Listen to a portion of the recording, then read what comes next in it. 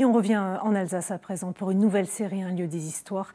Cette semaine, Stéphanie Malauran et Vincent Lemiel nous ont concocté un feuilleton spécial Japon à Colmar. Car la ville entretient des liens étroits avec le pays du soleil levant. Ce soir, la belle aventure de la boulangerie Hirose.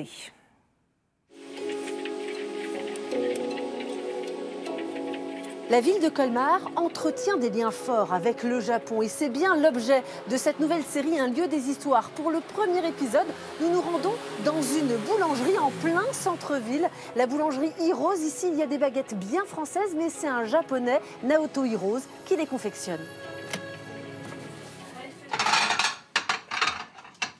Il apporte toujours son lot de nouveautés, Naoto Hirose. Des viennoiseries, des pâtisseries, des pains spéciaux proposés dans ce bel écrin colmarien depuis 2017.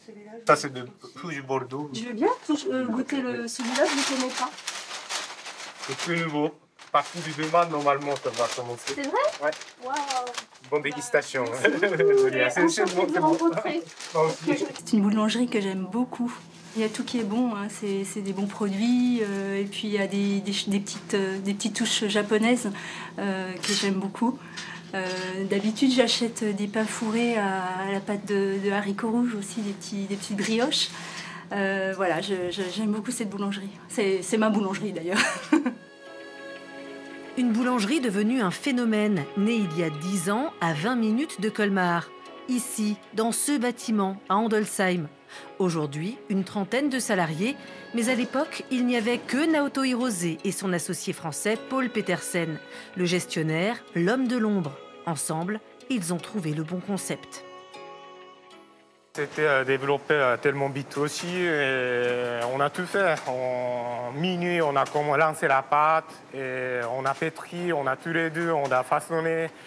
Et après 4 heures du matin, on a livré. En même temps, on va chercher des clients. Et 10 heures du matin, on a rentré ici. On refabriquait presque 24 heures de travailler. C'était la folie. C'était la folie.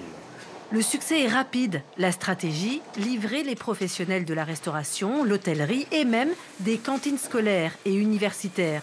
Avec des produits bio uniquement, même pour les viennoiseries. C'est rare, car plus difficile à travailler. C'est compliqué à faire parce que c'est moins de gluten, il n'y a pas d'améliorant et tout ça.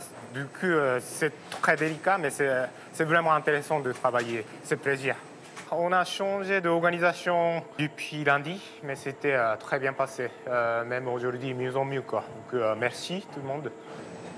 Son plaisir, à Naoto Hirose, c'est aussi de faire travailler ensemble des boulangers français et japonais pour un partage des deux cultures. Shogo Hiranuma est arrivé il y a 7 ans de sa banlieue de Tokyo. Au Japon, un peu différence de qualité et de variété aussi. Donc j'aimerais bien apprendre de fabrication de pain. Dans le futur, j'aimerais bien ouvrir de boulangerie.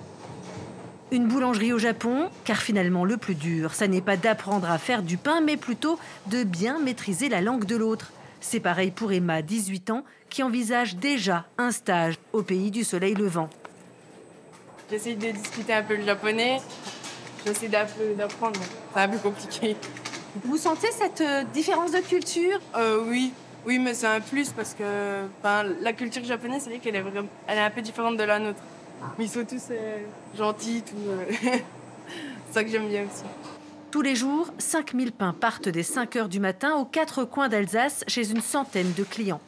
Le plus prestigieux, c'est Marc Eberlin, célèbre patron du restaurant gastronomique L'Auberge de Lille. Pour lui, des produits très spéciaux. C'est tout noir, mais c'est pas cramé, c'est de charbon végétal, de pain au charbon végétal.